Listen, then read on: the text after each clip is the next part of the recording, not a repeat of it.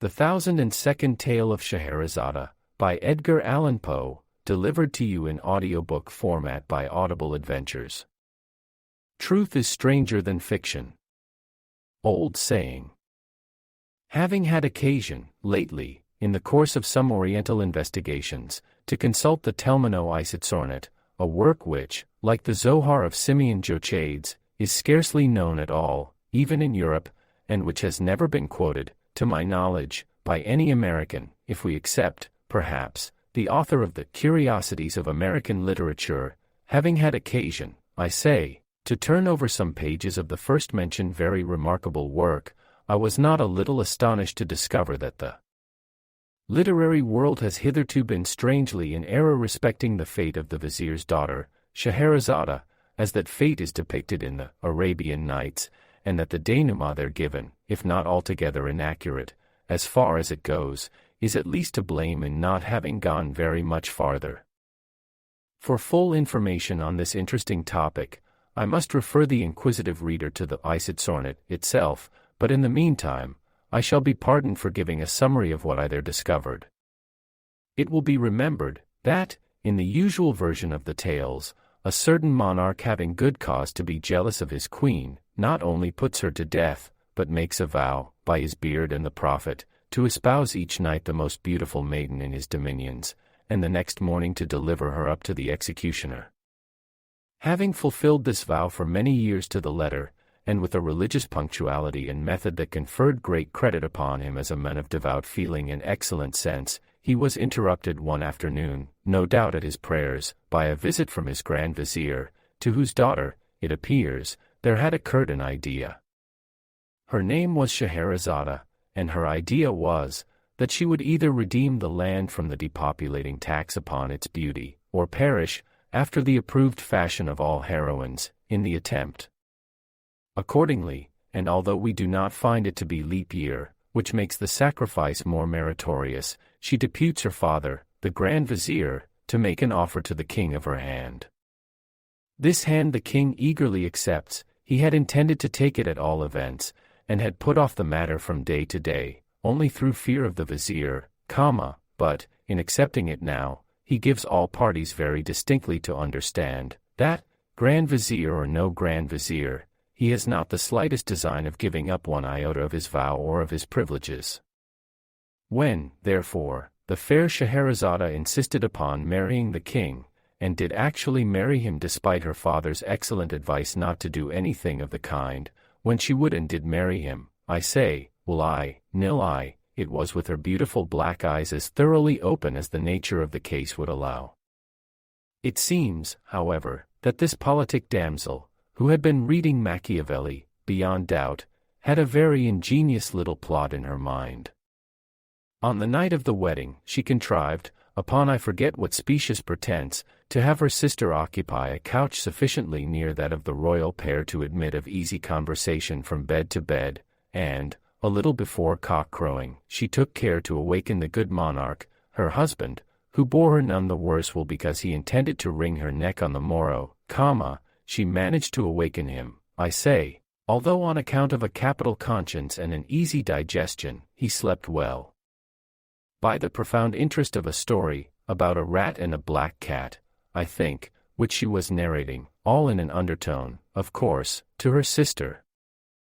When the day broke, it so happened that this history was not altogether finished, and that Scheherazade, in the nature of things could not finish it just then, since it was high time for her to get up and be bowstrung, a thing very little more pleasant than hanging, only a trifle more genteel.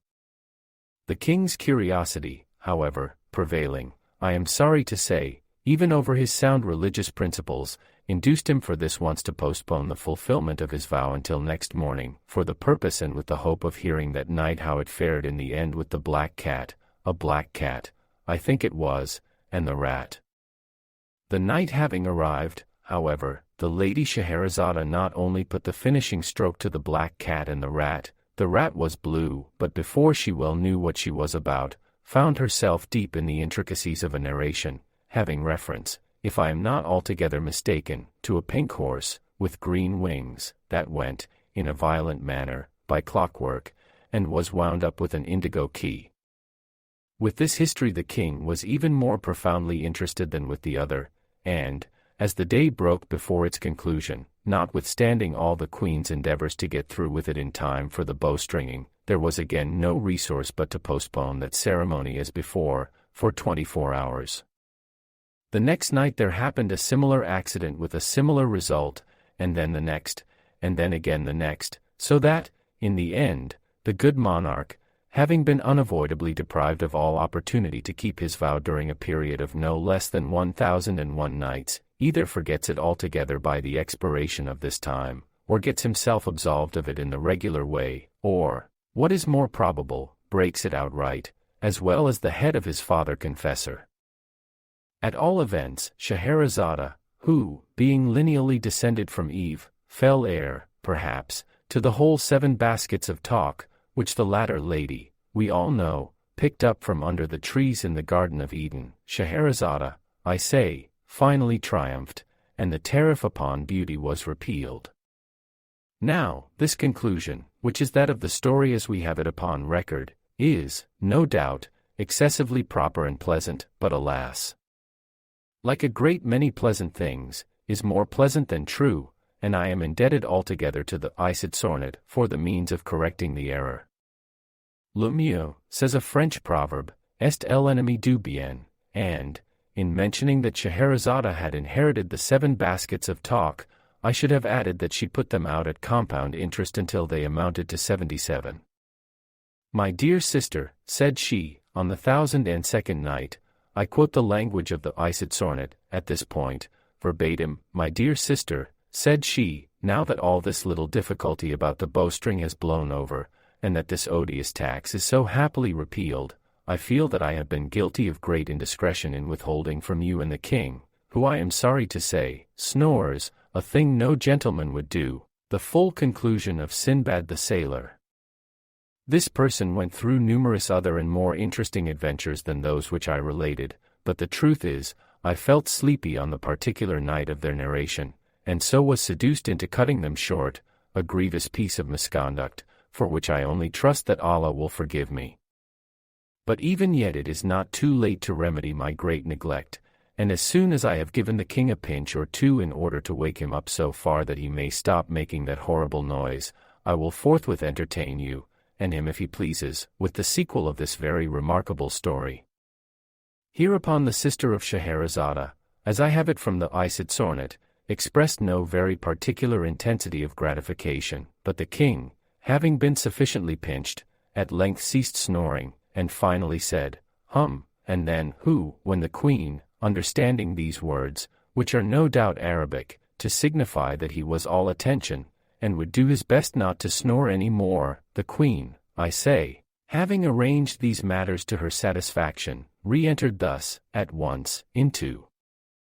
the history of Sinbad the Sailor. At length, in my old age, these are the words of Sinbad himself, as retailed by Scheherazade, at length, in my old age, and after enjoying many years of tranquility at home, I became once more possessed of a desire of visiting foreign countries, and one day, without acquainting any of my family with my design, I packed up some bundles of such merchandise as was most precious and least bulky, and, engaging a porter to carry them, went with him down to the seashore, to await the arrival of any chance vessel that might convey me out of the kingdom into some region which I had not as yet explored.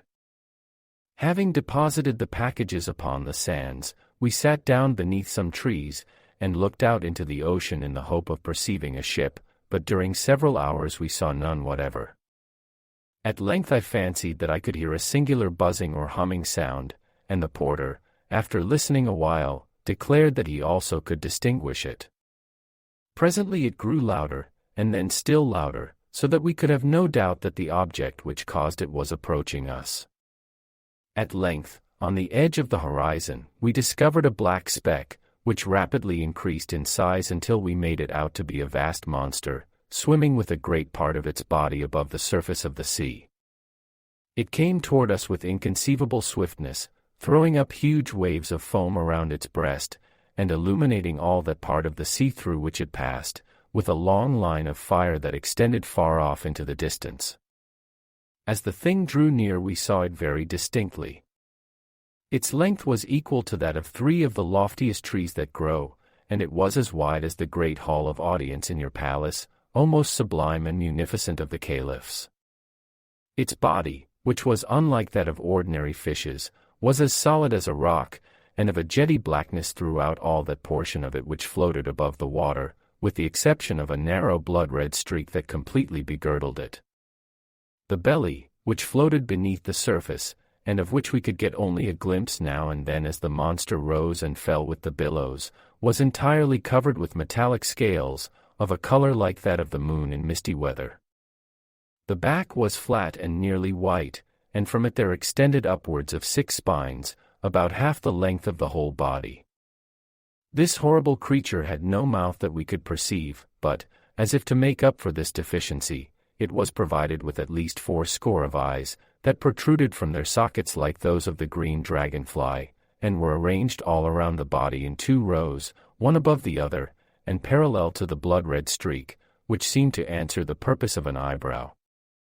2 or 3 of these dreadful eyes were much larger than the others, and had the appearance of solid gold.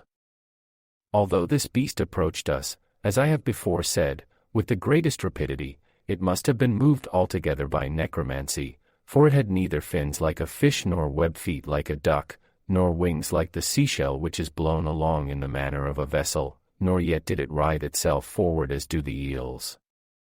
Its head and its tail were shaped precisely alike, only, not far from the latter, were 2 small holes that served for nostrils, and through which the monster puffed out its thick breath with prodigious violence, and with a shrieking, disagreeable noise.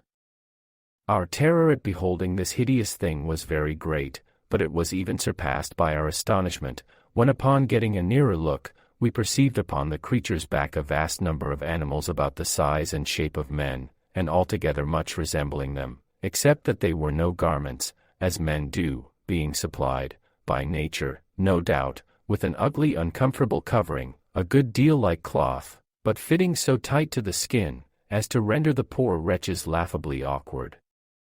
and put them apparently to severe pain. On the very tips of their heads were certain square-looking boxes, which, at first sight, I thought might have been intended to answer as turbans, but I soon discovered that they were excessively heavy and solid, and I therefore concluded they were contrivances designed, by their great weight, to keep the heads of the animals steady and safe upon their shoulders. Around the necks of the creatures were fastened black collars, badges of servitude, no doubt, such as we keep on our dogs, only much wider and infinitely stiffer, so that it was quite impossible for these poor victims to move their heads in any direction without moving the body at the same time, and thus they were doomed to perpetual contemplation of their noses, a view puggish and snubby in a wonderful, if not positively in an awful degree. When the monster had nearly reached the shore where we stood, it suddenly pushed out one of its eyes to a great extent, and emitted from it a terrible flash of fire, accompanied by a dense cloud of smoke, and a noise that I can compare to nothing but thunder. As the smoke cleared away, we saw one of the oddman animals standing near the head of the large beast with a trumpet in his hand, through which, putting it to his mouth, he presently addressed us in loud, harsh, and disagreeable accents, that, perhaps, we should have mistaken for language, had they not come altogether through the nose. Being thus evidently spoken to, I was at a loss how to reply, as I could in no manner understand what was said, and in this difficulty I turned to the porter, who was near swooning through affright, and demanded of him his opinion as to what species of monster it was, what it wanted, and what kind of creatures those were that so swarmed upon its back. To this the porter replied, as well as he could for trepidation, that he had once before heard of this sea beast, that it was a cruel demon, with bowels of sulphur and blood of fire, created by evil genii as the means of inflicting misery upon mankind, that the things upon its back were vermin, such as sometimes infest cats and dogs, only a little larger and more savage, and that these vermin had their uses, however evil, for, through the torture they caused the beast by their nibbling and stingings, it was goaded into that degree of wrath which was requisite to make it roar and commit ill, and so fulfill the vengeful and malicious designs of the wicked genii. This account determined me to take to my heels, and, Without once even looking behind me, I ran at full speed up into the hills, while the porter ran equally fast, although nearly in an opposite direction, so that, by these means, he finally made his escape with my bundles, of which I have no doubt he took excellent care, although this is a point I cannot determine, as I do not remember that I ever beheld him again. For myself, I was so hotly pursued by a swarm of the men vermin, who had come to the shore in boats, that I was very soon overtaken, bound hand and foot, and conveyed to the beast, which immediately swam out again into the middle of the sea. I now bitterly repented my folly in quitting a comfortable home to peril my life in such adventures as this, but regret being useless, I made the best of my condition, and exerted myself to secure the goodwill of the man animal that owned the trumpet, and who appeared to exercise authority over his fellows. I succeeded so well in this endeavor that, in a few days, the creature bestowed upon me various tokens of his favor, and in the end even went to the trouble of teaching me the rudiments of what it was vain enough to denominate its language, so that, at length, I was enabled to converse with it readily, and came to make it comprehend the ardent desire I had of seeing the world. Washish squashish squeak, Sinbad, hey diddle diddle, grunt unt grumble, hiss, fiss, whiss, said he to me, one day after dinner, but I beg 1,000 pardons, I had forgotten that your majesty is not conversant with the dialect of the Cockneys, so the men animals were called, I presume because their language formed the connecting link between that of the horse and that of the rooster. With your permission, I will translate. Washish squashish, and so forth, that is to say, I am happy to find, my dear Sinbad, that you are really a very excellent fellow. We are now about doing a thing which is called circumnavigating the globe, and since you are so desirous of seeing the world, I will strain a point and give you a free passage upon back of the beast. When the lady Scheherazade had proceeded thus far, relates the Isitsornet, the king turned over from his left side to his right, and said, it is, in fact, very surprising, my dear queen, that you omitted, hitherto, these latter adventures of Sinbad. Do you know I think them exceedingly entertaining and strange. The king having thus expressed himself, we are told, the fair Scheherazade resumed her history in the following words, Sinbad went on in this manner with his narrative, I thanked the man animal for its kindness, and soon found myself very much at home on the beast, which swam at a prodigious rate through the ocean, although the surface of the latter is, in that part of the world, by no means flat, but round like a pomegranate, so that we went, so to say, either uphill or downhill all the time. That, I think, was very singular, interrupted the king. Nevertheless, it is quite true, replied Scheherazade. I have my doubts, rejoined the king, but, pray, be so good as to go on with the story. I will, said the queen. The beast, continued Sinbad to the caliph, swam, as I have related, uphill and downhill until, at length, we arrived at an island, many hundreds of miles in circumference, but which, nevertheless, had been built in the middle of the sea by a colony of little things like caterpillars. Said the king. Leaving this island, said Sinbad, for Scheherazade, it must be understood, took no notice of her husband's ill-mannered ejaculation. Leaving this island, we came to another where the forests were of solid stone, and so hard that they shivered to pieces the finest tempered axes with which we endeavored to cut them down. Said the king, again, but Scheherazade, paying him no attention, continued in the language of Sinbad. Passing beyond this last island, we reached a country where there was a cave that ran to the distance of 30 or 40 miles within the bowels of the earth, and that contained a greater number of far more spacious and more magnificent palaces than are to be found in all Damascus and Baghdad. From the roofs of these palaces there hung myriads of gems, like diamonds, but larger than men, and in among the streets of towers and pyramids and temples, there flowed immense rivers as black as ebony, and swarming with fish that had no eyes. Said the king. We then swam into a region of the sea where we found a lofty mountain, down whose sides there streamed torrents of melted metal, some of which were 12 miles wide and 60 miles long, while from an abyss on the summit, issued so vast a quantity of ashes that the sun was entirely blotted out from the heavens, and it became darker than the darkest midnight, so that when we were even at the distance of 150 miles from the mountain, it was impossible to see the whitest object, however close we held it to our eyes. "Hum," said the king. After quitting this coast, the beast continued his voyage until we met with a land in which the nature of things seemed reversed, for we here saw a great lake, at the bottom of which, more than 100 feet beneath the surface of the water, there flourished in full leaf a forest of tall and luxuriant trees. "Who," said the king, "some 100 miles farther on brought us to a climate where the atmosphere was so dense as to sustain iron or steel, just as our own does feather." "Fiddle-de-dee," said the king.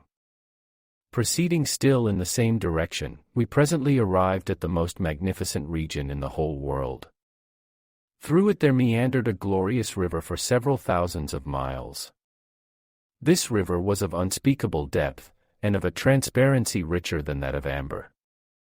It was from 3 to 6 miles in width, and its banks, which arose on either side to 1,200 feet in perpendicular height, were crowned with ever-blossoming trees and perpetual sweet-scented flowers, that made the whole territory one gorgeous garden. But the name of this luxuriant land was the Kingdom of Horror, and to enter it was inevitable death. "Humph," said the king. We left this kingdom in great haste, and, after some days, came to another, where we were astonished to perceive myriads of monstrous animals with horns resembling scythes upon their heads. These hideous beasts dig for themselves vast caverns in the soil, of a funnel shape, and line the sides of them with rocks, so disposed one upon the other that they fall instantly, when trodden upon by other animals, thus precipitating them into the monsters' dens, where their blood is immediately sucked, and their carcasses afterwards hurled contemptuously out to an immense distance from the caverns of death. "Pooh," said the king. Continuing our progress, we perceived a district with vegetables that grew not upon any soil but in the air. There were others that sprang from the substance of other vegetables, others that derived their substance from the bodies of living animals, and then again, there were others that glowed all over with intense fire, others that moved from place to place at pleasure, and what was still more wonderful, we discovered flowers that lived and breathed and moved their limbs at will and had, moreover, the detestable passion of mankind for enslaving other creatures, and confining them in horrid and solitary prisons until the fulfillment of appointed tasks. "Shah," said the king. Quitting this land, we soon arrived at another in which the bees and the birds are mathematicians of such genius and erudition, that they give daily instructions in the science of geometry to the wise men of the empire. The king of the place having offered a reward for the solution of 2 very difficult problems, they were solved upon the spot, the one by the bees, and the other by the birds, but the king keeping their solution a secret. It was only after the most profound researches and labor, and the writing of an infinity of big books, during a long series of years, that the men mathematicians at length arrived at the identical solutions which had been given upon the spot by the bees and by the birds. "Oh my," said the king. We had scarcely lost sight of this empire when we found ourselves close upon another, from whose shores there flew over our heads a flock of fowls a mile in breadth, and 240 miles long, so that, although they flew a mile during every minute, it required no less than 4 hours for the whole flock to pass over us, in which there were several millions of fowl. "Oh, said the king. No sooner had we got rid of these birds, which occasioned us great annoyance, than we were terrified by the appearance of a fowl of another kind, and infinitely larger than even the rocks which I met in my former voyages, for it was bigger than the biggest of the domes on your seraglio, O most munificent of caliphs. This terrible fowl had no head that we could perceive, but was fashioned entirely of belly, which was of a prodigious fatness and roundness, of a soft-looking substance, smooth, shining and striped with various colors. In its talons, the monster was bearing away to his eyrie in the heavens, a house from which it had knocked off the roof, and in the interior of which we distinctly saw human beings, who, beyond doubt, were in a state of frightful despair at the horrible fate which awaited them. We shouted with all our might, in the hope of frightening the bird into letting go of its prey, but it merely gave a snort or puff, as if of rage, and then let fall upon our heads a heavy sack which proved to be filled with sand. "Stuff," said the king. It was just after this adventure that we encountered a continent of immense extent and prodigious solidity, but which, nevertheless, was supported entirely upon the back of a sky-blue cow that had no fewer than 400 horns. "That, now, I believe," said the king, "because I have read something of the kind before, in a book."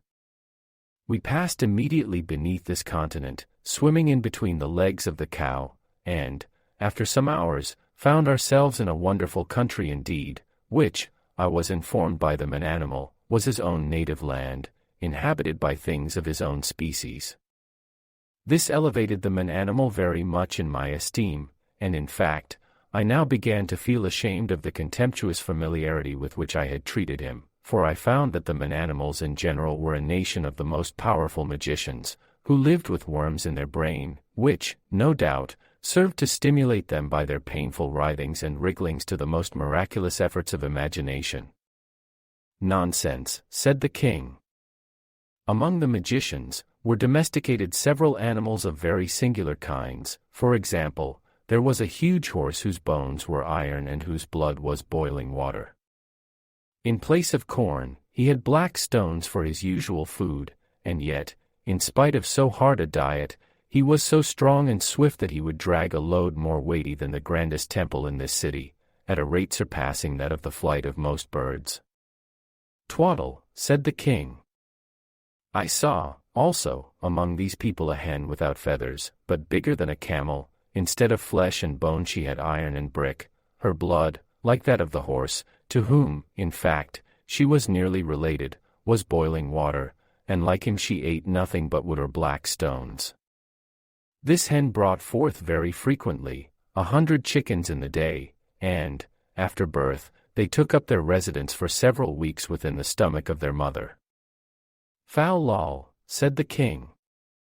"One of this nation of mighty conjurers created a man out of brass and wood, and leather, and endowed him with such ingenuity that he would have beaten at chess all the race of mankind with the exception of the great Caliph, Harun al-Rashid. Another of these magi constructed, of like material, a creature that put to shame even the genius of him who made it, for so great were its reasoning powers that, in a second, it performed calculations of so vast an extent that they would have required the united labor of 50,000 fleshy men for a year.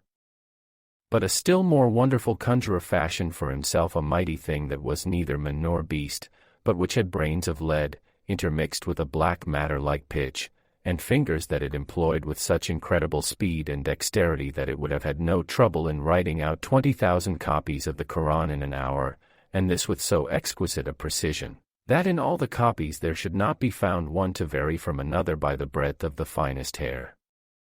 This thing was of prodigious strength, so that it erected or overthrew the mightiest empires at a breath, but its powers were exercised equally for evil and for good." "Ridiculous," said the king. "Among this nation of necromancers there was also one who had in his veins the blood of the salamanders, for he made no scruple of sitting down to smoke his chibuk in a red-hot oven until his dinner was thoroughly roasted upon its floor. Another had the faculty of converting the common metals into gold, without even looking at them during the process. Another had such a delicacy of touch that he made a wire so fine as to be invisible. Another had such quickness of perception that he counted all the separate motions of an elastic body, while it was springing backward and forward at the rate of 900 millions of times in a second." "Absurd," said the king. "Another of these magicians, by means of a fluid that nobody ever yet saw, could make the corpses of his friends brandish their arms, kick out their legs, fight, or even get up and dance at his will. Another had cultivated his voice to so great an extent that he could have made himself heard from one end of the world to the other. Another had so long an arm that he could sit down in Damascus and indite a letter at Baghdad, or indeed at any distance whatsoever. Another commanded the lightning to come down to him out of the heavens, and it came at his call, and served him for a plaything when it came. Another took two loud sounds and out of them made a silence. Another constructed a deep darkness out of two brilliant lights. Another made ice in a red-hot furnace. Another directed the sun to paint his portrait, and the sun did. Another took this luminary with the moon and the planets, and having first weighed them with scrupulous accuracy, probed into their depths and found out the solidity of the substance of which they were made.